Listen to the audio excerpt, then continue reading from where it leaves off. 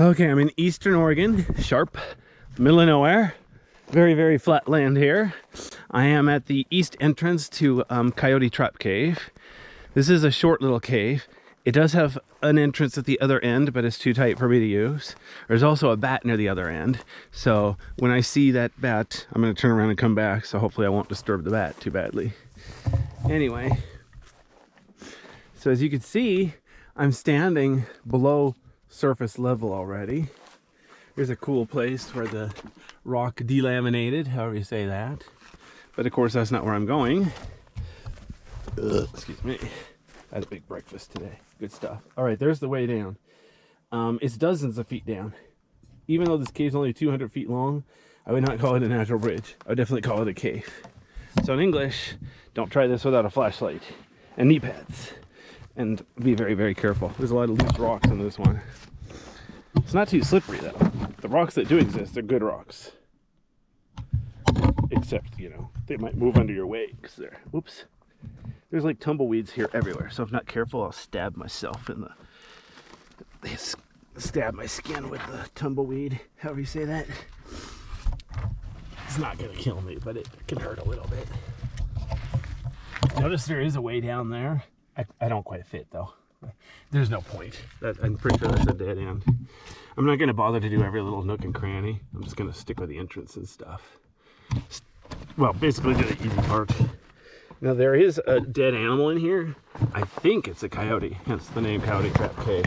I'll show you. You can give me your second opinion if you want. It's decomposed. It's a skeleton, but it does have paws.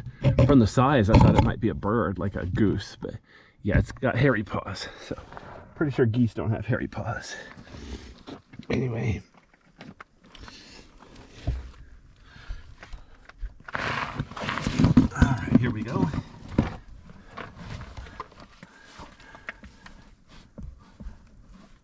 As you can see, I haven't gone very far yet, but it's already getting kind of dark. It's steep enough. Oops, hang on. I'm going down feet first to protect, make sure I don't get myself stuck upside down. It's a bit steep here by the entrance.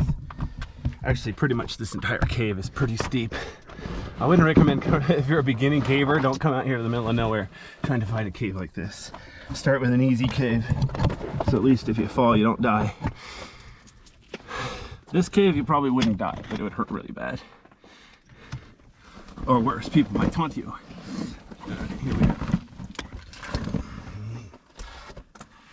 I have to keep looking down where my feet are to make sure I'm standing on something sturdy. I wouldn't want to stand on loose dirt and then ride an avalanche to the bottom. That would suck. Okay, I'm gonna turn on my light now because I'm afraid of the dark. Check it out. There's a way straight down here. It's just big enough you could fall down there and get hurt and get stuck, but it's not a viable way down. I'm just turning around here. There we go. Here's the way down. So that's the way I'm going to climb down. As you can see, it's at least 6 more feet, but there are ledges I can climb down reasonably easy. Here I'm crouching down, I'm not standing up.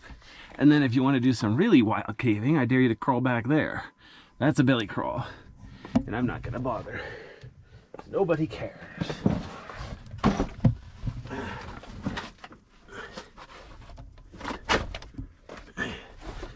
I'm pretty sure it's not like there's a secret long cave back there. But yeah, if you really want to find wild caves, that's how you do it. You crawl back in there and see if it really is a dead end or not. Just because nobody's found a way back there doesn't mean there isn't a way. Just means they were too scared to try, or they didn't fit through the tiny hole. In my case, a little of both. I'm here by myself, so I have to take it careful. I can't risk getting myself stuck. They know where I am. I let people know where I am, but still, they're not exactly rescue workers. Oops, darn it, so check it out. There's a way down there. As you can see, it's a diagonal, like 45-degree angle, but it's at least 20 more feet down. But guess what? I am going down there, just not that way. I am going down that way because it's easier and I'm lazy. All right, so As you can see, this cave is very worn out from people crawling through it. This cave was discovered decades ago. It's been known for a long time. So, you know, if you really want to come here, you can. It's public property. In fact, there's only one cave around here that's on private property. Everything else is public. So, but yeah, notice how it's dozens of feet down still. It's a pretty steep angle, like 35-degree angle. Let's see, what's that in radians? Pi over 6 radians? Oh boy. Personally, I was always a fan of percent slope, but whatever.